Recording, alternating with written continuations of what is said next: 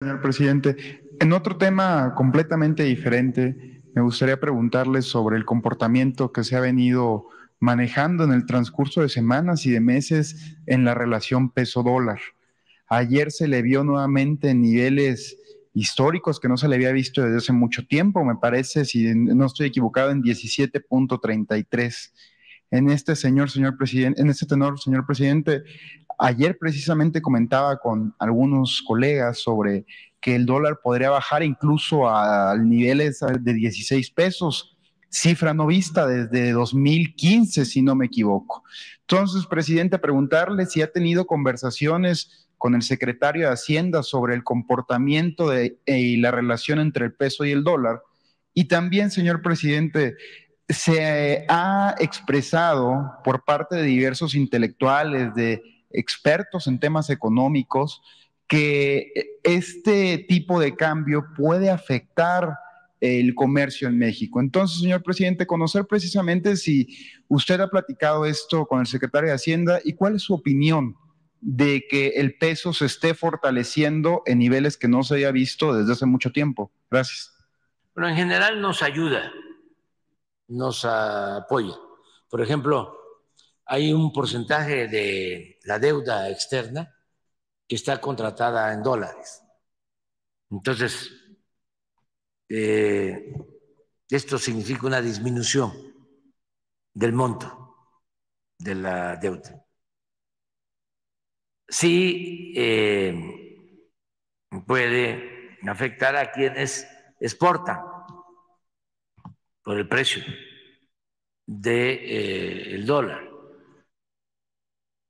Pero yo diría que es mejor un peso fuerte que las depreciaciones o la devaluación, en términos generales. Y quien está llevando a cabo un seguimiento sobre esta situación muy excepcional, porque aunque no les guste a los conservadores, es el peso la moneda que más se ha apreciado durante el tiempo que llevamos en el gobierno con relación al dólar. Ya se está hablando de nuevo del milagro mexicano y del sueño mexicano. Ya ven cómo son los conservadores, ¿no? También muy dados a menospreciar lo nuestro, a exaltar todo lo bueno del extranjero y a despreciar lo nuestro desde hace mucho tiempo. ¿Cuántos años, siglos despreciando nuestro pasado glorioso, nuestras grandes civilizaciones, que ya quisieran en otras partes? ¿Cuánto tiempo? Al grado que se llegó a internalizar de que vinieron a civilizarnos y se utilizaba lo de la civilización como indicador de superioridad.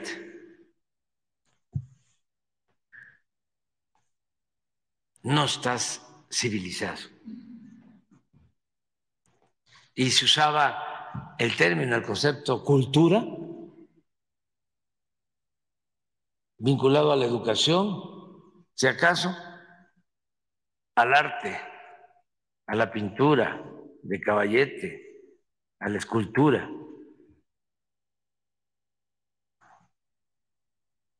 pero no a las culturas de nuestros pueblos, con todo lo que implica la cultura, la lengua. Imagínense, ni siquiera decían que eran lenguas, dialectos. Las costumbres, las tradiciones, todo eso se veía y se sigue viendo con desprecio, de manera despectiva, una negación de nuestra grandeza. ¿Y por qué? Porque desde que nos invadieron, negaron que éramos parte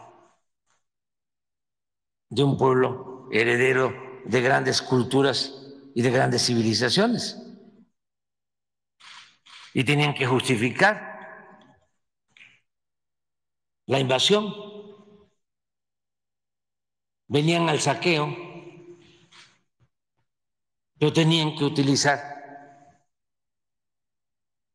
como justificación, como excusa, que nos trajeron la civilización.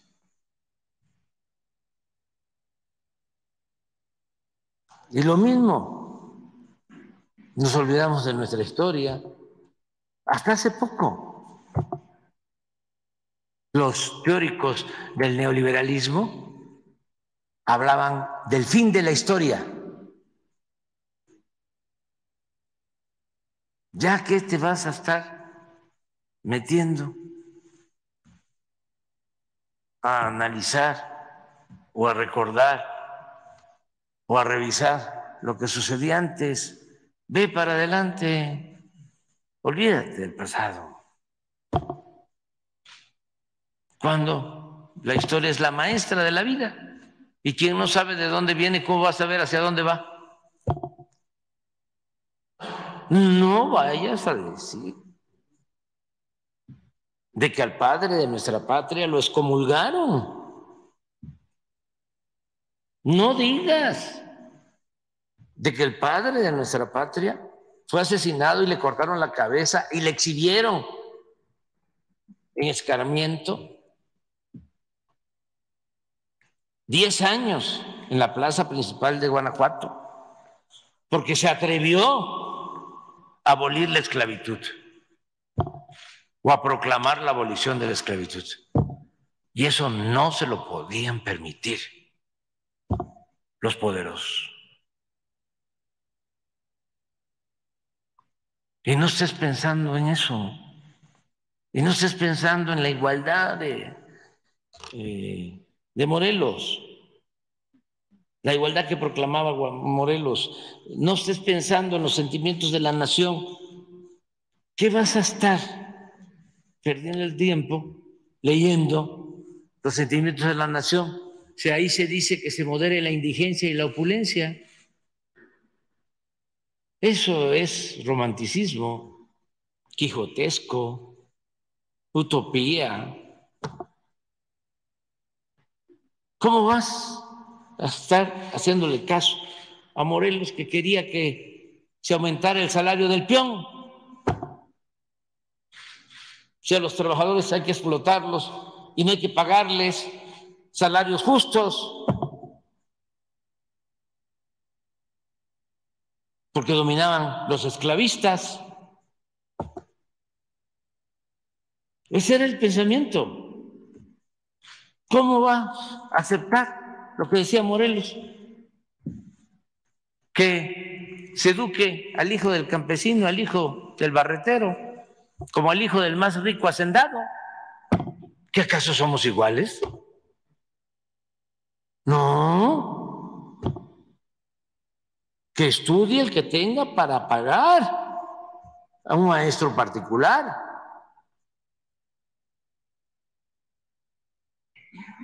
Además, unos nacieron con fortuna y otros, pues aunque quieran progresar, no van a poder.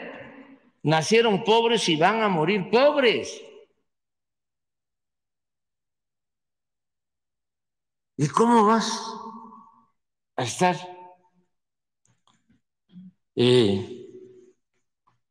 pensando en que Juárez fue un buen presidente? Si era zapoteco.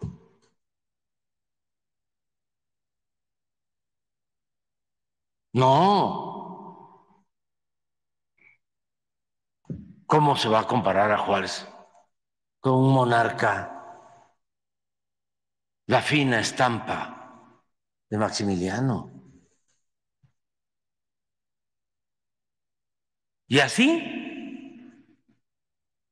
entonces ese pensamiento pues caló profundo y pues ahora que hablamos de nuestro pasado glorioso, que se da a conocer la recuperación de una pieza olmeca de cientos, miles de años antes de la era cristiana, una obra de arte, y que damos a conocer todos los sitios arqueológicos de la gran nación maya, y que se exalta ese pasado, y que hablamos de que no hay razas, y que todo eso lo crearon para someternos. Y ahora que estamos hablando de que la democracia es el poder del pueblo, demos es pueblo, kratos es poder, poder del pueblo, y que las élites lo que quieren es que continúe no la democracia, sino la oligarquía, el dominio de una minoría con fachada de democracia. Pues por eso ahora la gente apoya, respalda al gobierno, se siente representada. Es su gobierno y nosotros no vamos a fallar. Y ofrecemos disculpas a nuestros adversarios y ojalá y nos entiendan. Llegamos aquí con una misión: transformar a México. Y no vamos a dar ni un paso atrás, ni siquiera para tomar impulso. Se molestan que porque ahora vamos a elegir o queremos que se elijan a los jueces, a los magistrados, a los ministros. ¿Cómo no vamos a querer que se elijan si el poder judicial está secuestrado, está tomado por la delincuencia de cuello blanco y por la delincuencia organizada? ¿Saben qué pasó ayer? Un juez, algo nunca visto, dio la instrucción al encargado de un reclusorio de que en 3 horas, fíjense, ya ni siquiera 24 horas, en 3 horas dejara libre al Güero Palma.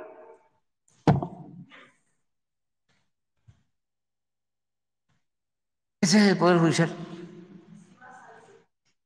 No porque de inmediato, porque tenemos que estar pendientes, se avisó a la Fiscalía, hicieron una indagatoria y se encontraron otras acusaciones, otros delitos. Pero 3 horas. ¿Eso es correcto?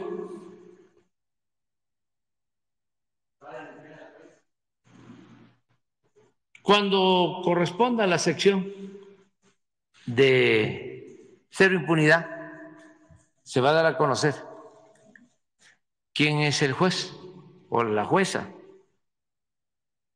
Y así muchas otras cosas. ¿Pero de qué? Igual, igual. Hay un juez que ha liberado como a 50 o a 60. Y ahora, con todo esto que se ha venido creando de que son independientes, autónomos y están empoderados y tienen el respaldo de Claudio X González y de los jurisconsultos salinistas. ¿Cómo se llama el abogado que fue procurador? No, ese también seguramente, pero el otro que es un teórico del derecho, Valadez, y el otro teórico, ¿no? Eminencia, Cosío, que no creen en el pueblo, no creen en el pueblo, están totalmente divorciados del pueblo.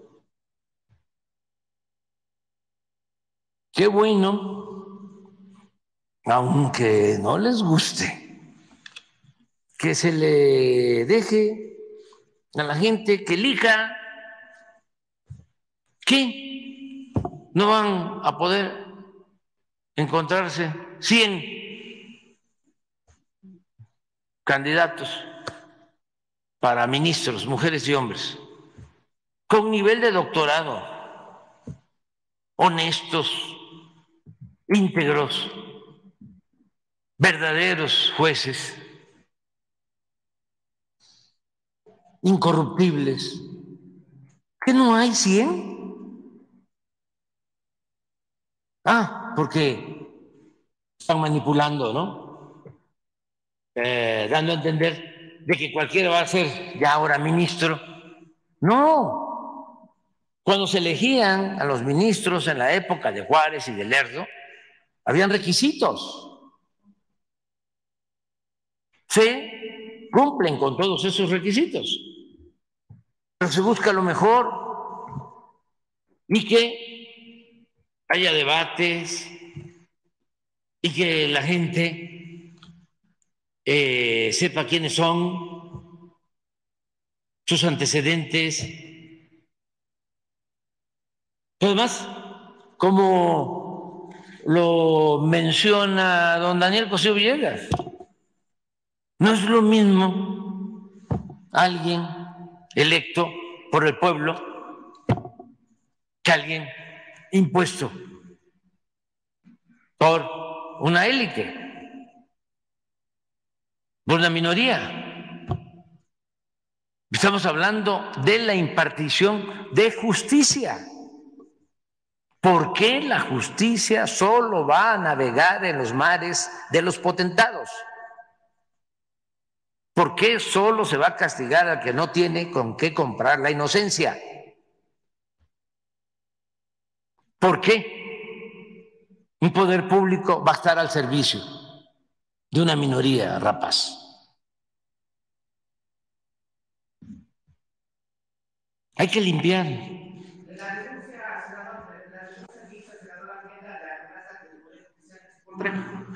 No me meto en eso,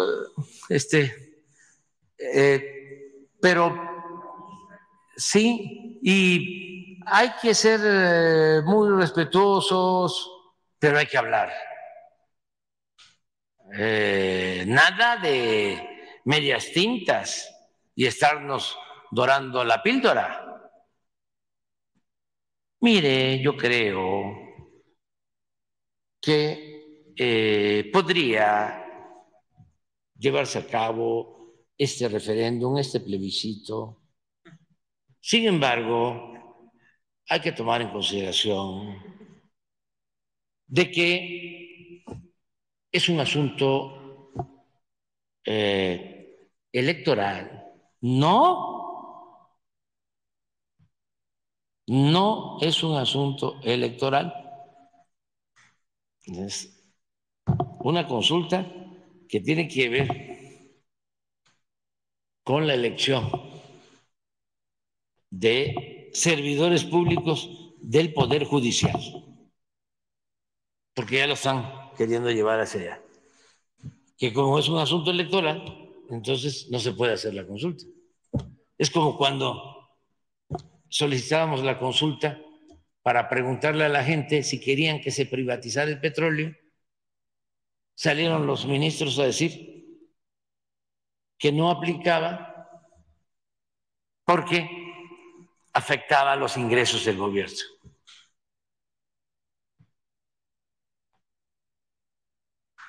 Una chicanada. Entonces sí se puede. Ojalá y se lleve a cabo. Y es una consulta, pues, para que se debata el tema, que todos aprendamos más. Siempre aprende uno, todos los días aprende, escuchando a los demás. Y que la política sea asunto de todos, no solo de los políticos o de los jurisconsultos, de las eminencias, de los expertos, especialistas, eminencias. Entonces, sí es importante la consulta y ya después, ya no voy a decir lo otro porque hasta me denunciaron, ya no digo, pero van a venir las elecciones y ahí el ciudadano va a decidir libremente.